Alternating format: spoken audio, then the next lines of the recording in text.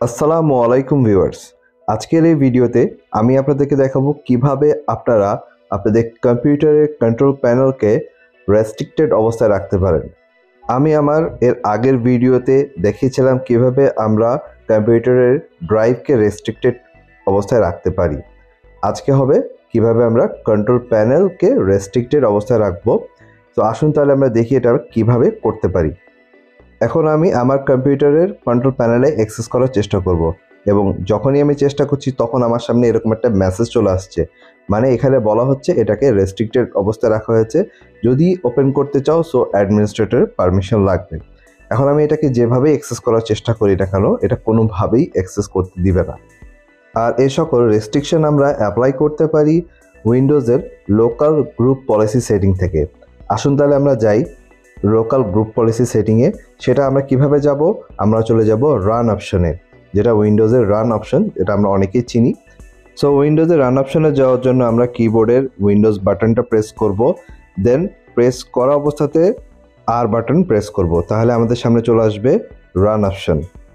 এছাড়া আপনারা যদি মনে করেন আপনারা সার্চ অপশন থেকে যাবেন, তো সেক্ষেত্রে সার্চ বাটনে ক্লিক করে সেখানে আমাদের লিখতে হবে রান, RUN। রান লিখলে আপনাদের সামনে রান অপশনটা চলে আসবে। সো ভিউয়ার্স, দুইভাবেই আপনারা রান অপশনে যেতে পারবেন। সো আমি এখন আবার রান অপশনে যাই এবং সেখানে টাইপ করব gpedit.msc। আপনারা এটা খেয়াল রাখবেন, এই কমান্ডটা টাইপ করবেন, তাহলে কি হবে, আমরা সরাসরি চলে যেতে পারবো লোকাল গ্রুপ পলিসি সেটিংয়ে।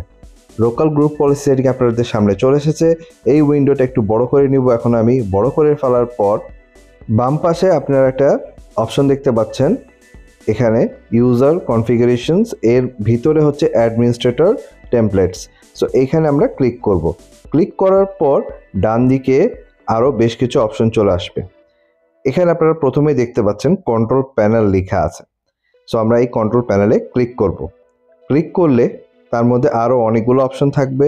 এর মধ্যে এই অপশনটা আপনারা দেখতে পাচ্ছেন, যেটা আমি রেড মার্ক করেছি, এইখানে আপনারা ক্লিক করবেন। করার পর আপনার সামনে এরকম একটা উইন্ডো চলে আসবে এবং এখানে দেখেন এটা এনেবল করা আছে। এটা এনেবল করা আছে বলেই কিন্তু আমার এখন দেখতে পারেন যে কন্ট্রোল প্যানেলে কিন্তু অ্যাক্সেস করতে দিচ্ছে না। তো এইটা এনেবল আছে তাই। সো আপনাদের কি হবে, এটা এনেবল থাকবে না, আপনাদেরটায় এটা থাকবে নট কনফিগার, এই যে এইটা লেখা থাকবে।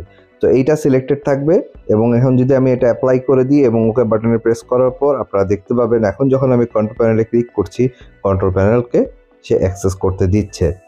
সো ভিউয়ার্স, তাহলে আপনারা কি করবেন, আপনারা এই অপশনে যে আপনাদের যখন এইরকম অবস্থায় থাকবে আপনাদের কনফিগারটা, তখন আপনারা জাস্ট এনেবলে ক্লিক করবেন।